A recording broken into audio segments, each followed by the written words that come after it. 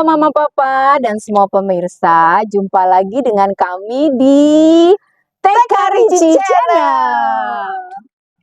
Nah, di TK Ricci Channel kali ini kita akan membahas atau berbincang-bincang nih tentang pentingnya iman Katolik dalam mendampingi tumbuh kembang anak, Bu Sinta. Wah, itu penting sekali loh, apalagi untuk pasangan orang tua murid nih, anak orang tua murid yang baru. Atau buat kita-kita juga ya, yang sudah mempunyai anak yang besar-besar, bisa mereview kembali, mengingat kembali, gitu. Pentingnya menumbuhkan iman Katolik pada anak-anak. Iya, betul. Mau lebih mantap lagi, kita mendingan tanya Romo. Oh, betul banget Bu Sinta.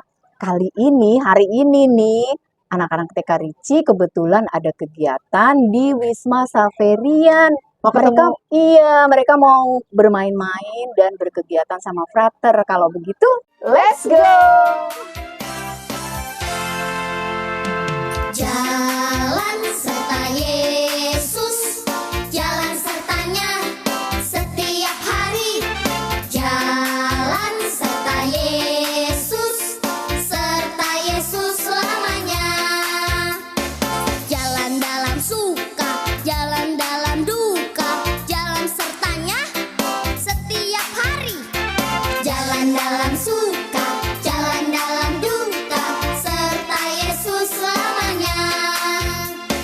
Jalan serta Yesus, jalan sertanya, yuk setiap hari. Jalan serta Yesus selamanya. Udah sampai nih Bu Reta, kita ke Wisma Saverian.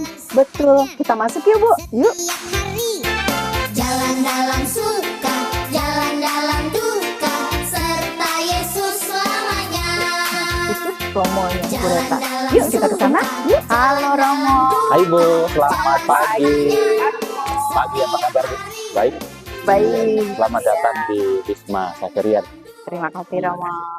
Nah, Mama Papa, kita sudah bersama dengan Romo Wawan. Halo Romo Wawan. Halo Romo Wawan. Halo Ibu-ibu.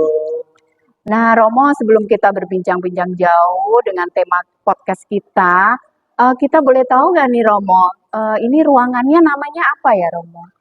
Oke, baik Ibu-ibu dan Papa Mama serta semua yang mengikuti podcast ini. Ruangan ini sebetulnya di komunitas kami kita prioritaskan sebagai ruang kapel utama. Kapel utama di mana selain kapel utama ini masih ada dua kapel kecil. Nah, di kapel ini sebetulnya tempat di mana semua kegiatan rohani kita buat. Perayaan Ekaristi, semua macam doa kita buat di tempat ini. Dan bagi kami ruang ini penting karena menjadi tempat untuk pertumbuhan iman dan momen spiritual yang kami laksanakan di tempat ini. Oh, seperti itu. Ngomong-ngomong mengenai spiritual nih, mau tanya gimana untuk papa mama di rumah, terutama nih yang pasangan baru ya, pasangan muda lah istilahnya, baru punya anak satu, atau juga bisa nge-review nih untuk kita papa mama yang udah punya anak 5 atau berapa gitu. Tugas kita tuh orang tua dalam menumbuhkan iman Katolik kepada anak-anak kita gitu. Bagaimana di rumah itu seperti itu Mo? Menjawab pertanyaan bagaimana itu sebetulnya ada banyak cara. Dan buat papa mama saya pikir di rumah masing-masing tergantung keluarga, kebiasaan dan tradisi ada banyak cara. Saya katakan banyak, yang paling utama dan yang terpenting adalah bagaimana orang tua itu menumbuhkan kebiasaan hidup rohani yang baik. Dimulai dari doa. Doa di mana hal-hal yang sangat sederhana yang mulai dibiasakan orang tua mendidik anak lewat kegiatan rohani doa. Sepanjang hari itu ada banyak kesempatan banyak buat berdoa. Ambil contoh ketika bangun pagi. Kalau kita melatih anak-anak untuk membiasakan dari doa. Selalu kan yang jadi persoalan dan banyak orang tua bilang, tapi susah Romo mengajarin anak doa. Sekarang tinggal pemahaman kita tentang doa. Doa itu apa? Doa kan sebetulnya kan menjadi momen yang harusnya kita hidupi setiap saat. Momen di mana kita membangun relasi dengan Tuhan, dengan Allah yang kita sembah, dengan cara kita masing-masing. Nah, bagi kita sebagai orang Katolik dan orang Kristiani, Doa adalah sarana di mana kita membangun relasi dengan Allah lewat Yesus yang kita bangun setiap hari. Bangun pagi misalnya. Doa singkat, Tuhan terima kasih istirahat semalam, terima kasih buat anugerah hari ini, mohon berkat buat kegiatan hari ini. Itu nggak sampai 1 menit, tetapi kalau itu dibangun, mulai bangun tidur kita mulai. Lantas dalam saat sarapan pagi, kita berdoa sebelum makan. Juga kembali tidak perlu panjang. Tuhan terima kasih bisa makan, berkatilah makanan ini agar menyehatkan kami, berikan juga rezeki kepada orang yang berkekurangan dan membutuhkan.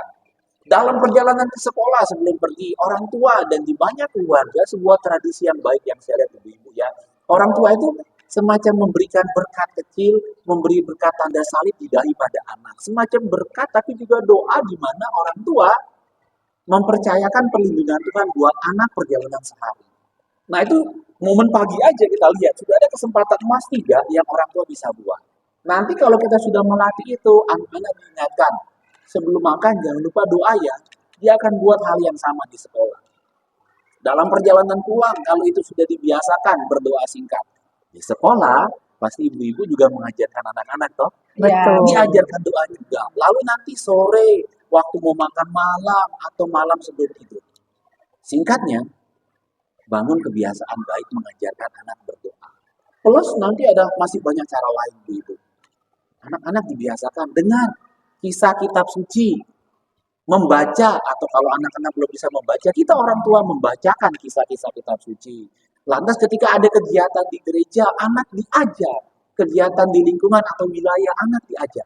Ini hanya rangkaian acara yang kita sebagai orang tua bisa lakukan. Tinggal mau nggak? Kalau kita mau, anak-anak kita ada banyak pilihan untuk tumbuh dalam iman. Iya, berarti sama sesuai ya dengan tema podcast kita itu penting banget ya mendampingi iman anak. Betul Bu, penting. Iya. Penting sekali.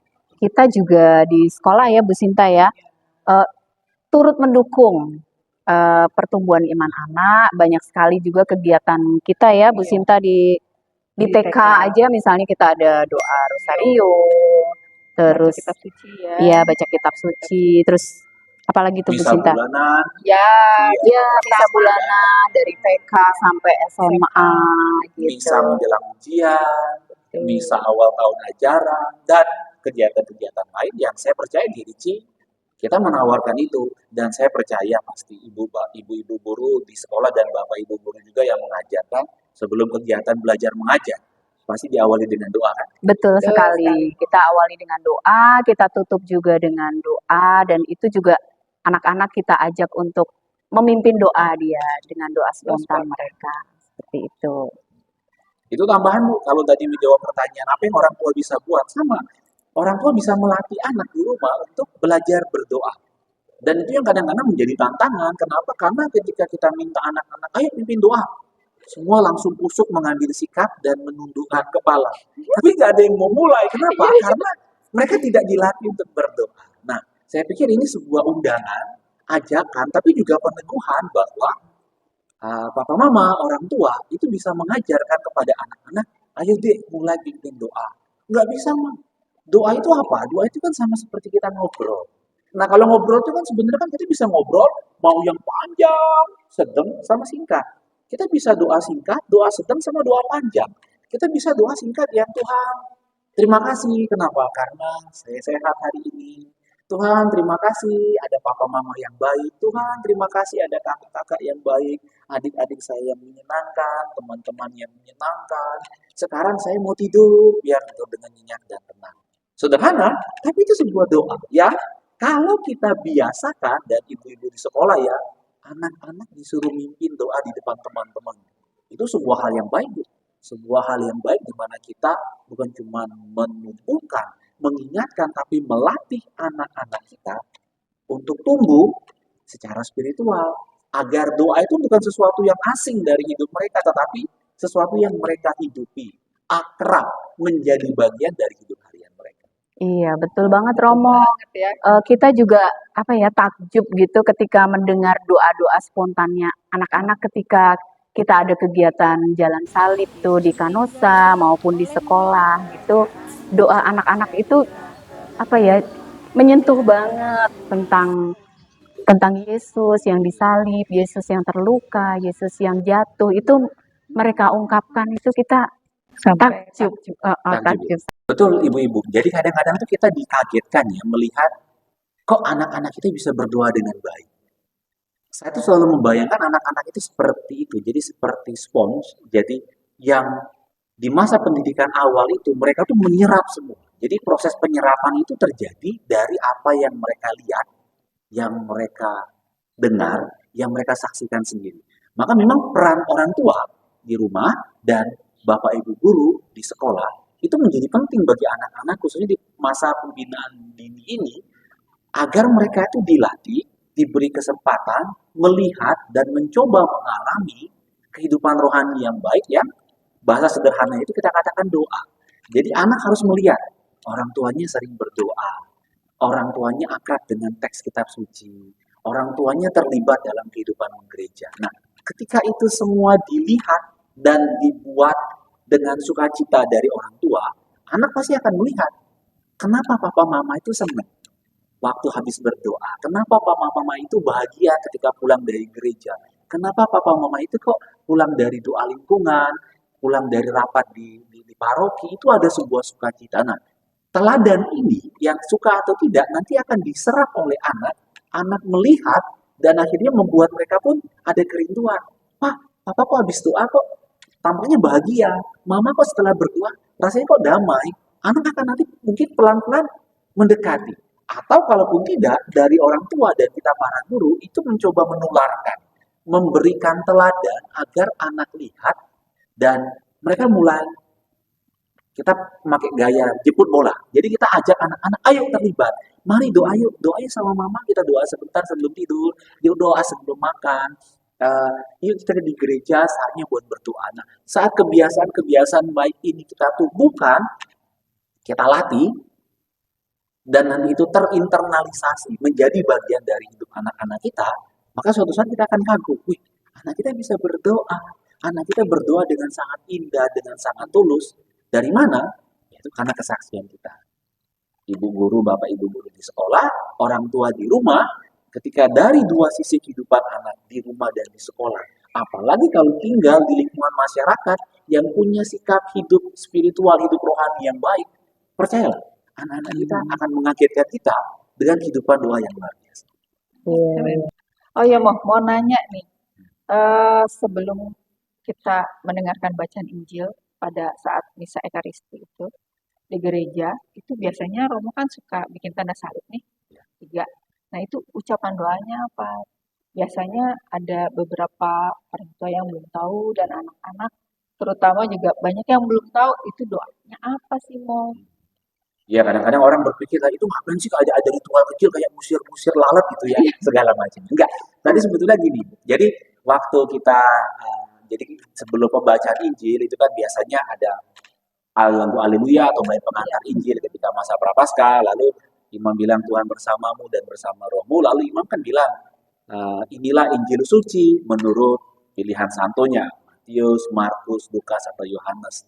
Nah di saat itu biasanya kan imam juga membuat tanda salib di buku Injil, lalu dari situ dibuat 3 tanda salib kecil di dahi yang menjadi representasi otak, pemikiran kita, mulut sebagai cara kita menyampaikan, mewartakan, dan asosiasinya di sini ditempatkan hati kita. Jadi pikiran, mulut, dan hati. Nah doa kecil yang biasanya diucapkan waktu kita mendoakan itu kan, Tuhan kurenungkan sabdamu dalam pikiranku, kuwartakan dengan mulutku, dan kusimpan dalam hatiku. Ada banyak doa lain, ada banyak devosi lain. Tetapi yang umumnya biasa kita gunakan adalah membuat 3 tanda salib kecil ini sambil meminta agar sabda Tuhan yang akan kita dengarkan sesaat lagi ini, kita renungkan dalam pikiran kita, nanti kemudian kita wartakan, dan nanti kita simpan di dalam hati kita. Nah, 3 tanda salib kecil ini bersama doa kecil ini menjadi pengingat tapi juga peneguh bagi semua umat Allah. Sabda Tuhan itu direnungkan, disimpan dalam hati, tapi juga harus diwartakan. Hanya memang dengan 3 tanda simbol ini itu harapannya jadi sabda yang kita pikirkan, kita renungkan, kita simpan dalam hati, juga harus kita wartakan dalam kehidupan kita sehari-hari. Tentu pewartaan yang dimaksud bukan semata-mata lewat kata-kata saja, menjadi ideal juga ketika sabda yang kita renungkan dan kita simpan dalam hati, kita wartakan lewat perkataan dan lewat perbuatan kita sehari-hari. Oh gitu ya, mau ya semakin jelas ya papa mama, adik-adik di rumah yang sambil nonton bisa ngerti. Nanti kalau ikut misa bisa mendoakan seperti yang tadi Romo Wawan Betul. ajarkan. Gitu. Terima kasih untuk pencerahannya, bincang-bincang kita kali ini ya Bu Reta ya. Betul. Apa yang kita bincangkan ternyata ada peneguhan dari Romo bahwa peran orang tua terutama juga sangat penting dalam mendidik anak-anak biar iman Katoliknya bisa tumbuh ya Mo ya di rumah, di sekolah juga kami juga mendampingi anak-anak dalam segi imannya. Semoga semuanya bisa berjalan dengan lancar dan sesuai dengan ajaran Yesus Kristus terutama ya Mo. Begitu. Amin. Oke, Kami juga berterima kasih sebetulnya bagi kami para agamawan, para Romo, kami juga senang dan berterima kasih sebetulnya melihat peran ibu-ibu guru, bapak ibu guru di sekolah, juga orang tua di rumah yang menjadi rekan kerja yang saling meneguhkan. Kenapa? Karena bagi saya secara pribadi, saya sungguh berterima kasih dan pantas berterima kasih kepada orang tua dan kepada bapak ibu guru yang mencoba menumbuhkan kehidupan iman anak-anak kita dengan baik. Di sekolah, saya percaya ibu guru dan bapak guru mencoba mendampingi anak dengan yang saya selalu percaya. Ada 4 dimensi dari hidup kita yang harus kita penuhi. Dimensi biologis, dimensi emosional, kognitif, dan spiritual. Di sekolah kita pasti saya percaya ibu bapak mencoba menawarkan kegiatan biologis lewat olahraga, gerak, yang dimana di sekolah anak-anak kita itu diingatkan perlunya gerak agar mereka sehat dari segi biologis. Secara kognitif saya tidak akan meragukan karena sekolah adalah tempat di mana orang tua bersama guru akhirnya memberikan pengetahuan, membuka wawasan berpikir anak-anak.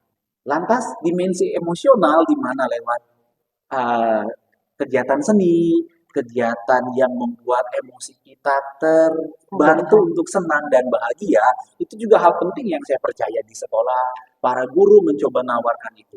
Dan satu hal yang tidak boleh kita lupakan, di sekolah-sekolah kita, lewat pendidikan iman, hal-hal yang spiritual yang kita tawarkan, itu membuat 4 dimensi kehidupan manusia terpenuhi dengan baik.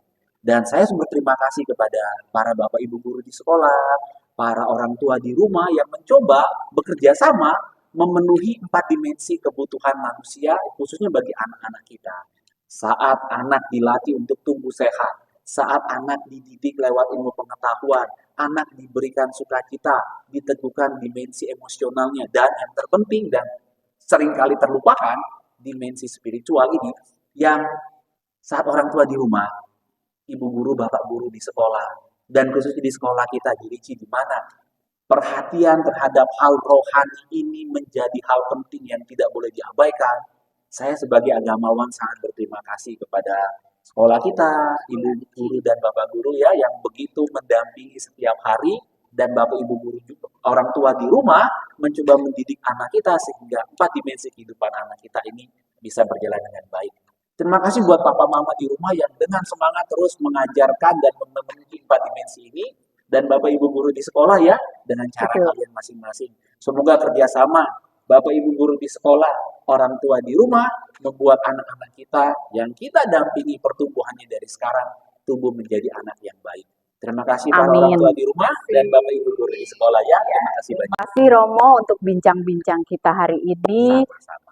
Ya, kita sebagai pendidik jadi diteguhkan memang sangat penting ya dalam mendampingi anak-anak untuk pertumbuhan imannya menjadi lebih baik. Dan kita juga mengundang mama papa serta pemirsa semuanya untuk bersama-sama mendampingi pertumbuhan iman anak-anak kita supaya mereka menjadi semakin lebih baik. Begitu. Oke, Bu terima Sinta. kasih. Kayaknya kita waktunya sudah habis ya Bu Reta ya. Sama Romo Iya, Wawan, betul. terima kasih waktunya untuk bincang-bincang kali ini. Mungkin kita bisa bertemu lagi lain Iya. waktu ya. Begitu Papa Mama podcast kita kali ini. sudah selesai. Sampai jumpa di podcast berikutnya. Dadah. Dadah.